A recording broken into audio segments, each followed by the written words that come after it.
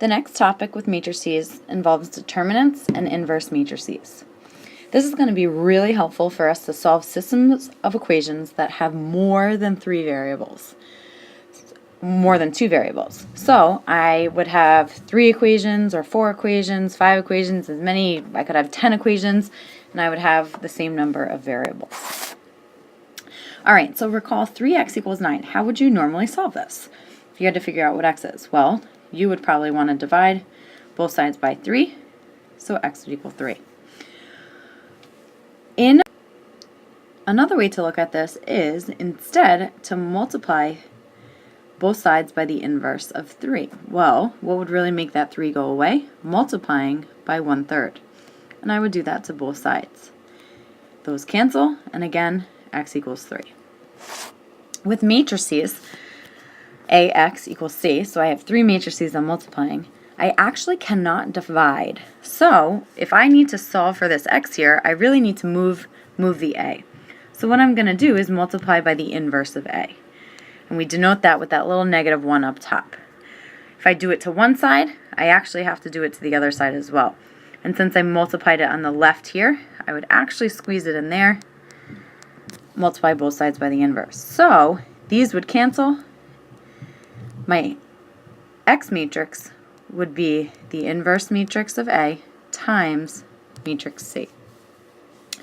So remember, we can't divide matrices, so instead we'll be using inverse matrices. But first, let's make sure that a matrix even has an inverse. It would not be good if we had to do all this work and then come to find out there doesn't exist one. So a determinant of a matrix lets you know if the matrix has an inverse. We will see the notation determinant with A inside square brackets or A inside what looks like an absolute value sign. How do we find the determinant? Well, it's right here for you, and it's actually not that hard. Okay, so really what I'm doing is I'm cross multiplying and then subtracting. So I'm going to multiply A times D and then subtract B times C.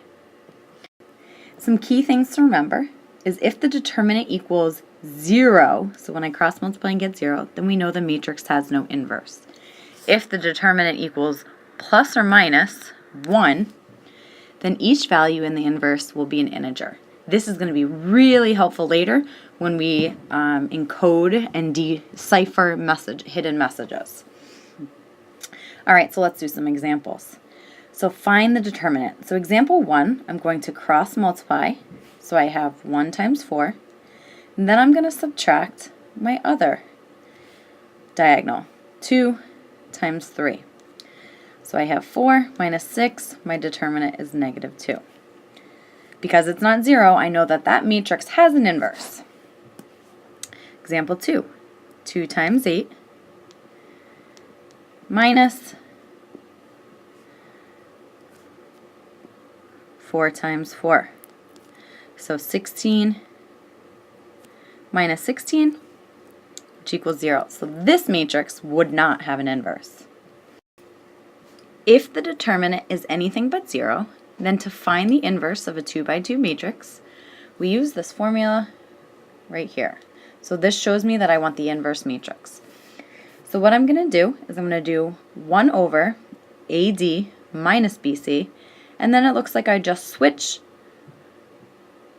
my letters and whether or not they're positive or negative. So let's try some examples. Find the inverse of the following matrices. Remember, not all matrices have inverses, so quickly check the determinant to determine whether a matrix has an inverse. So really quickly, to find the determinant of the first one, I have 5 times 4, which is 12. So now, to find the inverse, I'm going to do 1 over, well, my A is 5, so 5 times D, which is 4, and then I'm going to subtract B, which is 3, and C, which is 7. Then, my new matrix, D is on the inside, so D, which was 4, negative B, which was 3, negative C, which was 7, and A, which was 5.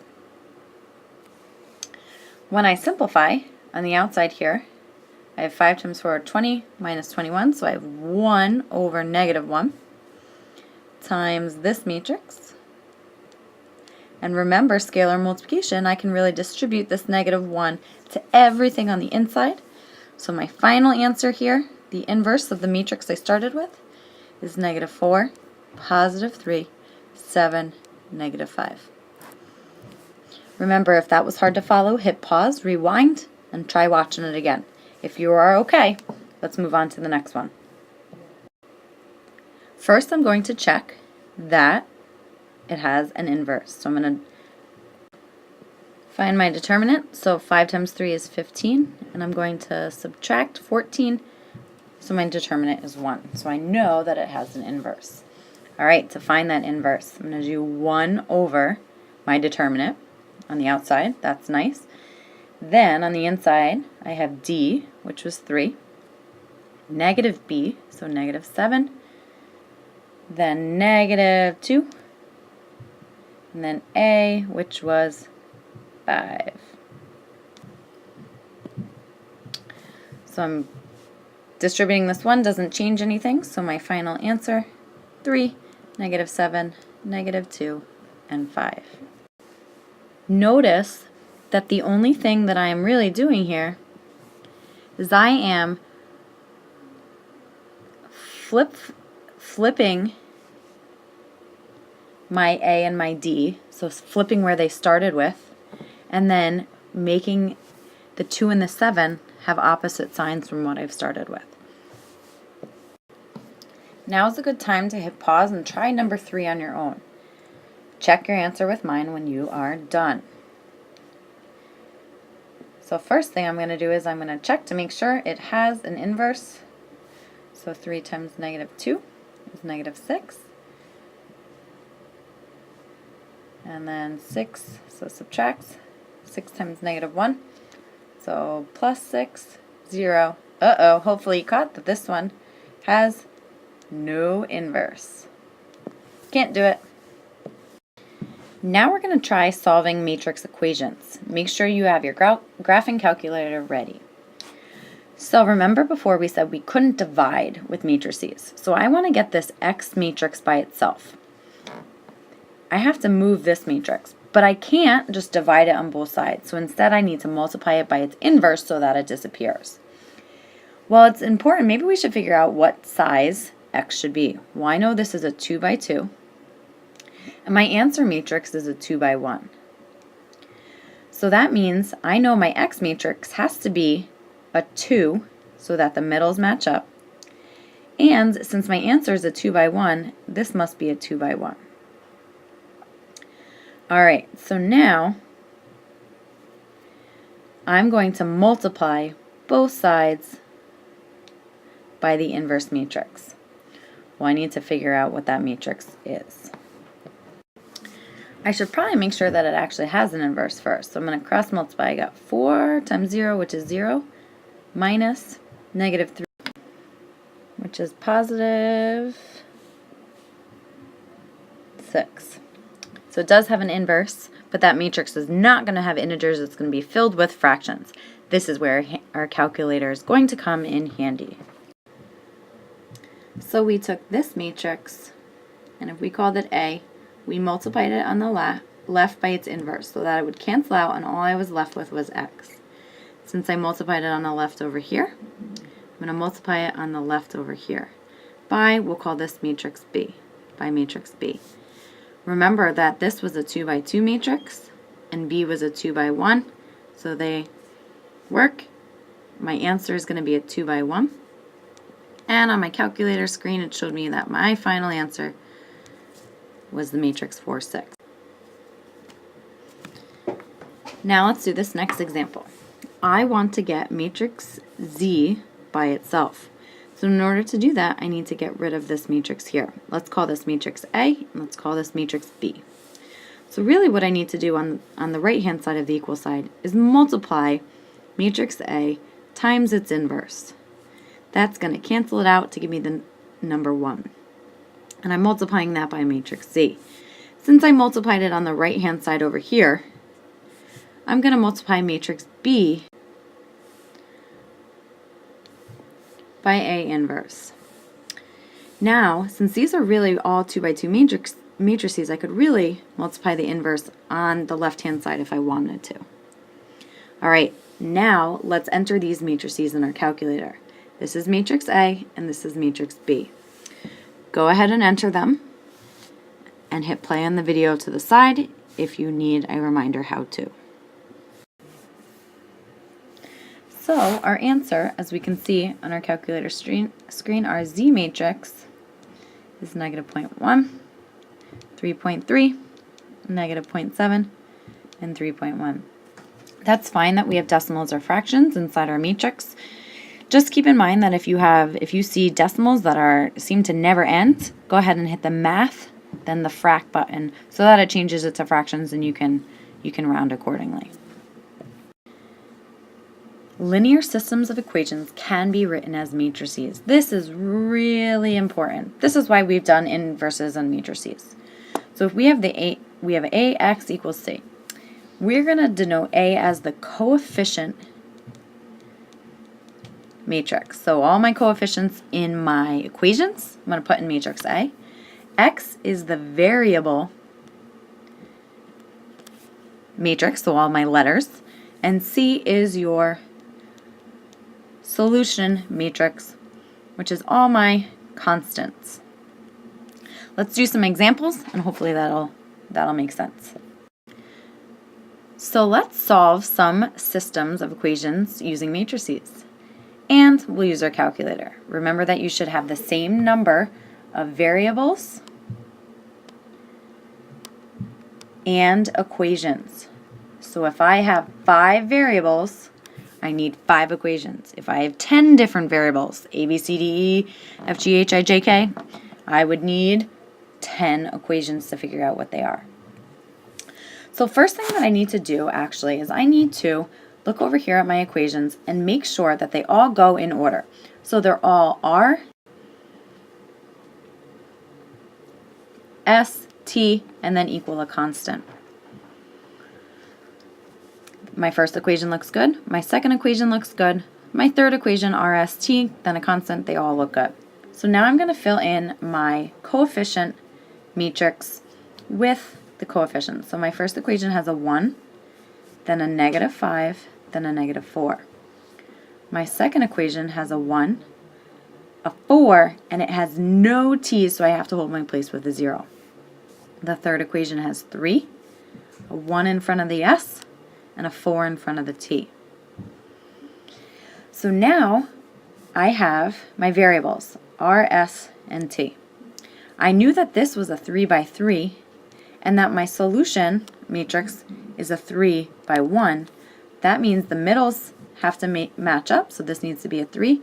And in order to get the solution of 3 by 1, this one had to be a 3 by 1 as well.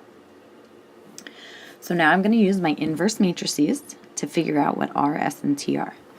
So let's let coefficient matrix be A and my solution matrix be B. Go ahead and enter them in your calculator. Watch the video if you get stuck. Once I have plugged it into my calculator,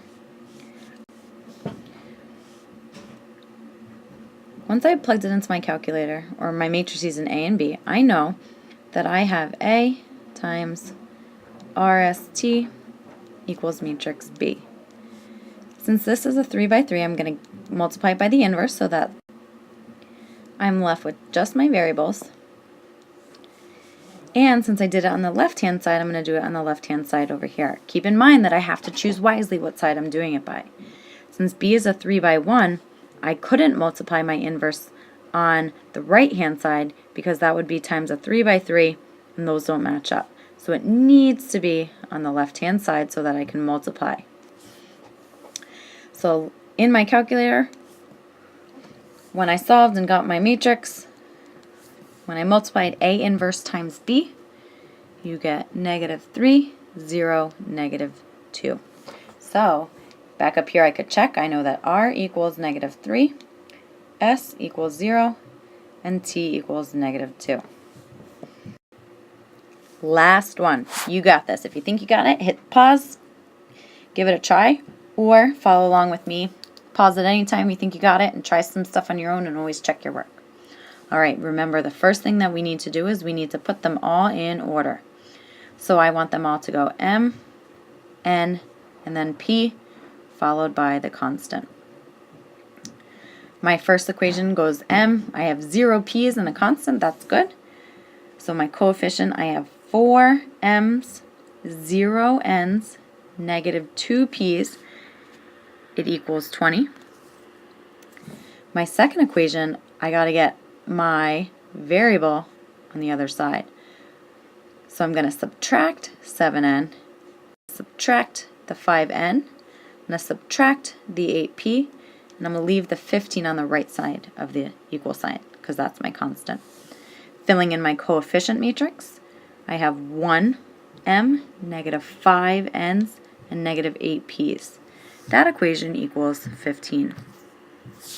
The order that I had my variables go in goes here, goes down, M, N, P. All right, so now that we have that set up, go ahead and enter this matrix in A and this matrix over here in B. When we do that, we know that we have A times our variables equals our matrix B. We want to get the variable matrix by itself, so I'm going to multiply both sides by the inverse of A. Since I did it on the left-hand side, I need to do it on the left of the B on the right-hand side as well. Check that this works. A 3 by 3 times a 3 by 1. My middles match up, so I put it in the right spot. Go ahead and watch the video to do it on your calculator if you're stuck. 4 is 1, P is negative 2.